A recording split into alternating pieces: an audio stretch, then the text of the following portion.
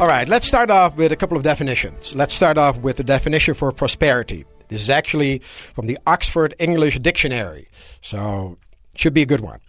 Prosperity is good fortune, success, well-being, the condition of thriving. And under abundance it says an overflowing condition, overflow, enough and more than enough, a plentifulness. And then finally, under wealth, I wanted to look that one up to see if there were any common words here, and it's amazing because it basically says the same thing. The condition of being happy and prosperous, well-being, spiritual well-being, a blessing. So when we talk about being prosperous, what we're talking about is being prosperous and abundant in every area of life. Not just money, even though money is very important. You want to be prosperous in every area of your life. There's no need or reason to feel or be limited. And if you feel that way, we're going to talk about how to change that. So we need balance in our lives. We need enough money, yes. And then we need enough love, yes. And we need plenty of health, don't we? Yes? Yes? Yeah. We want all of those goodies, right? Sure. You want to have don't you want to have wonderful relationships? Yeah. Wouldn't you like to have all the goodies in life without having to worry about paying bills at the end of the month? Wouldn't that be nice? Yes? Yeah, in other words, if you decide that you want to take a nice vacation and go for 2 or 3 weeks somewhere, let's say towards the end of the year, wouldn't it be nice if you say, all right, yeah, just pick the place and go without having to be concerned about, well, how am I going to pay for all of this? Yeah. Yeah, Hawaii or other places that you may want to go to. So one of the things that is very crucial, I've been fortunate enough to have been working with people for the last 20 years, and one of the things that keeps on repeating itself over and over again is it's the belief systems that you have that make a huge difference in your life. Now, when people talk about prosperity, money tends to be the first thing that people think of. And money, it is a fascinating subject because we have all these emotional things that are hooked up to money. And it usually starts very early in life. When you were very little, I bet you somebody in your family said this to you. You were crawling on your hands and knees, about a year and a half or something like that. And there's a coin. And you grab that coin. And what does a little child do? With anything that it gets its hands on, where does it go? To your mouth. And what did one adult say to you before you put it in your mouth? What did they say to you when they saw that? It's dirty. You don't know where it's been. Right? Don't put this in your mouth. Money is dirty. So guess what? At a year and a half, you already start forming a belief system that money is dirty. As a matter of fact, you have heard the term filthy rich, haven't you? Sure. And filthy lucre. Yeah, filthy lucre, you see. So already we have a term dealing that this is not good.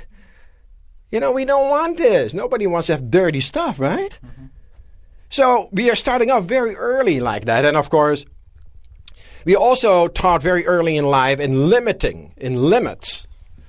There's only so much to go around. When you go to the toy store when you're a little kid, you want everything, right? So the parents, of course, who don't have enough money to buy you everything, or even if they do, they don't want to buy you everything, because that's not very healthy for you to have, buy 46 toys. I remember one of my cousins has a little boy, and he was about 3 years old, and everybody in the family brought him toys for Christmas. So he looked at this whole stack of toys, there were maybe like 15 toys, and he's looking at that, and he doesn't know where to start, and he says, too much toys. Too much. It was too much. He got overloaded by 15 different toys that everybody had brought him.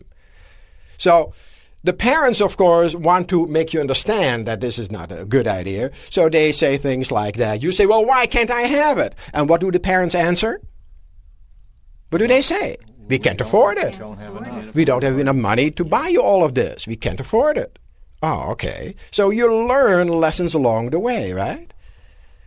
And you learn also there's only so much to go around, and you have to be taking care of your end, because at the other end there may be a problem if you don't. Because another thing your parents told you when you did not want to eat all the food on your plate was what? Why were you supposed to eat all the food on your plate? Why? Starving children in India. Starving children in India, China, pick a country, right? Yeah. So again, there's only so much, and if you don't eat it, the poor little kids in China, India, wherever, are not going to get it. So again, we are being taught lack all the time. This system, we believe in it because we hear it all the time. And we hear it, of course, in many other areas as well. We have this thought in our head, there's limited supply, there's limited supply, there's limited supply, there's limited supply. And if you want something, you have to take it away from somebody else. That's a horrible mindset, isn't it? Mm-hmm. Because if you're a nice person, you don't want to take anything away from anybody else. So immediately there's already a barrier here. If I want to make more money, it means somebody else has to make less. It's the false belief system. Now, this is nonsense. And intellectually, everybody agrees, well, this is nonsense. But deep inside, guess what? The belief system is that way. So you already set up a barrier for yourself. So we don't want to do that one. Maybe you've heard this one. You have to work very hard to earn money. Mm-hmm. Well, the hardest working people that I know work in the fields. And they work from sun up to sundown, and they make very little money. Pick grapes, oranges. Very little money. So if the definition of making money was to work hard, those people ought to be making the most money. Not true, is it? No. It's not true. Now, does that mean you don't have to work hard at all? It depends. You may have to have a stretch. You have to work very hard. And then you may have a stretch where the money just sort of easily comes in without you having to work very hard for it. But working hard and earning money are not an equation. That is a false belief system. And of course, the most famous one, everybody knows this one. Money is the root of all evil. Mm-hmm. Yeah? First of all, that is not a true quotation, because the real quotation is the love of money is the root of all evil, which is something entirely different, of course. Okay? And someone some years ago said, poverty is the root of all evil. And I think that's probably a much more accurate quote. How about this one? You heard this one. When you wanted money from your parents when you were a kid, maybe like you were a teenager, you say, can I have $50 because I want to go to a concert? Yeah, I'm not going to give you $50. What do you think? Money grows on trees. You see how well you're programmed? You see how well you know this stuff? Well, wait a second. Money, dollar bills are made out of paper. Paper comes from what? Trees. So money does grow on trees. You see? It does. You can't take it with you. Well, that's true. But what does that have to do with anything? I mean,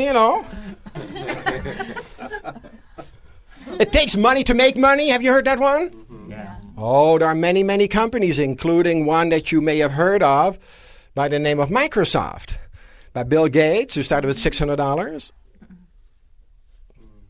So how much money does it take? That's not necessary. There's never enough money. If that is a belief system you have, again, there's a problem, right? Money burns a hole in my pocket. Yeah, you have that one? Okay. Kim says, yeah, that's me. If money burns a hole in your pocket, guess what happens up in here? You're going to run out of it real quick, right? Of course, it burns a hole in your pocket and disappears.